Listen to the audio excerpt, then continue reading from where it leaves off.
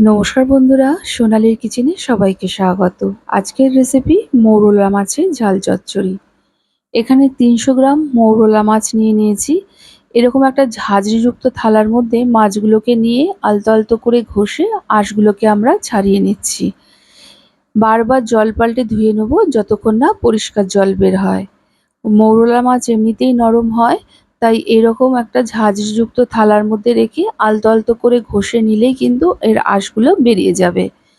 আমাদের মাছগুলো ভালো করে ধোয়া হয়ে গেছে। এখন এতে সামান্য লবণ, সামান্য হলুদ গুঁড়ো আর ১ চামচ কাঁচা সর্ষের তেল মাখিয়ে নেব। এখন এটাকে আমরা একটা সাইডে রেখে দেব। আর এখানে নিয়ে নিয়েছি দুটো মিডিয়াম সাইজের আলু, ঠিক এই রকম লম্বা লম্বা সরু করে কেটে নিয়েছি। আর নিয়েছি দুটো পেঁয়াজ কুচিয়ে, আর এখানে একটা বড় সাইজের টমেটো টুকরো করে নিয়েছি, আর ঝালের জন্য কটা কাঁচা লঙ্কা নিয়ে নিয়েছি। কাঁচা লঙ্কাগুলোকে আমি চিড়ে নিয়েছি। এবার একটা বাটিতে নিয়ে নিলাম ১ চা চামচ কালো সর্ষে। এখানে বড় দানার কালো সর্ষেটা নিয়েছি, আর ১ চা চামচ হলুদ সর্ষে। একটা কাঁচা লঙ্কা, সামান্য একটু লবণ দিয়ে এই সর্ষেটাকে আমরা বেটে নিয়েছি। এবার সমস্ত সবজিগুলোকে প্রথমে হাত দিয়ে একটু মেখে নেওয়ার পর এতে স্বাদ মতো লবণ, ১/২ চামচ হলুদ গুঁড়ো, ১/২ চামচ জিরে গুঁড়ো, ১ চামচ লাল লঙ্কার গুঁড়ো, ১/২ চামচ কাশ্মীরি লঙ্কার গুঁড়ো, ১ চামচ থেঁতো করা রসুন। এবার এই সমস্ত উপকরণগুলোকে প্রথমে হাত দিয়ে ভালো করে মেখে নেব। টমেটোগুলোকে আমরা হাত দিয়ে একটু ভেঙে দিচ্ছি, এতে রান্নার সময় টমেটোগুলো তাড়াতাড়ি নরম হয়ে যাবে। ভালো করে মেখে নেওয়ার পর এখন এতে দিয়ে দিলাম ৩ টেবিল চামচ সর্ষের তেল। তেলটা দিয়ে আবারও ভালো করে মেখে নেব। এখানে একটা কথা বলে রাখি, ঝালের পরিমাণ বা তেলের পরিমাণ আপনারা আপনাদের প্রয়োজন হিসাবে ব্যবহার করবেন। ভালো করে মেখে নেওয়ার পর এখন যে মাছটার মধ্যে লবণ, হলুদ, কাঁচা সর্ষের তেল মাখিয়ে নিয়েছিলাম সেটা নিয়ে নিলাম, সাথে সর্ষে বাটাটা দিয়ে দিলাম। এখন কিন্তু খুব আলতো হাতে মাছটাকে ভালো করে সমস্ত সবজির সাথে মেখে নিতে হবে। মৌরলা মাছ এমনিতেই খুব নরম হয়, খুব জোরে জোরে মাখলে মাছগুলো ভেঙে যাবে আর রান্নার পর কিন্তু কাটা কাটা হয়ে যাবে। এখন এতে ১/২ চা চামচ কালো জিরে দিয়ে দিলাম।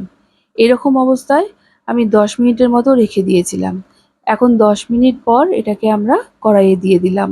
সাথে যে পাত্রের মধ্যে মাছটা মেখেছিলাম সেই পাত্র ধোয়া একটু জল দিয়ে দিলাম। এখন গ্যাসের ফ্লেমটিকে হাইতে রেখে এটাকে আমরা রান্না করে নেব। এখন ৭ মিনিট পর আমি ঢাকাটা খুলেছি। দেখুন, এর ভাপেতে অনেকটাই কিন্তু জল বেরিয়েছে। একটু উল্টে পাল্টে দিলাম, আবারও এখন ঢেকে দিয়ে গ্যাসের ফ্লেমটিকে একদম লোতে রেখে দিলাম। এখন ৫ মিনিট পর ফিরে এলাম। রান্নাটা আমাদের হয়েই গেছে। মৌরলা মাছ এমনিতেই খুব নরম হয়, রান্না হতে কিন্তু খুব একটা বেশি সময় লাগে না। দেখুন, আলুগুলোও কিন্তু ভালোভাবে সেদ্ধ হয়ে গেছে। এখন এতে বেশ কিছুটা পরিমাণ ধনেপাতা কুচি দিয়ে হালকা হাতে একটু আমরা মিশিয়ে নেব। মৌরলা মাছের এই ঝাল চচ্চড়িতে ধনেপাতাটা কিন্তু অবশ্যই দেওয়ার চেষ্টা করবেন। এতে স্বাদটা না অসম্ভব ভালো হয়ে ওঠে। রান্নাটা আমাদের হয়ে গেছে। এখন গ্যাসের ফ্লেমটিকে অফ করে কিছুক্ষণ ঢেকে রেখে দেবো। তারপর সার্ভ করব।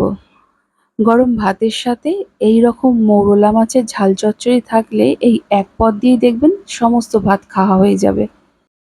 আমার আজকের এই রেসিপি যদি আপনাদের ভালো লেগে থাকে তাহলে অবশ্যই এইভাবে বানিয়ে ট্রাই করবেন। আর কেমন হয়েছে আমাকে কমেন্ট করে জানাবেন। ভালো লাগলে একটা লাইক ও প্রচুর শেয়ার করবেন। আমার চ্যানেলের নতুন বন্ধু হয়ে থাকলে প্লিজ আমার চ্যানেলটিকে সাবস্ক্রাইব করে পাশে থাকা বেল আইকনটি অবশ্যই প্রেস করবেন।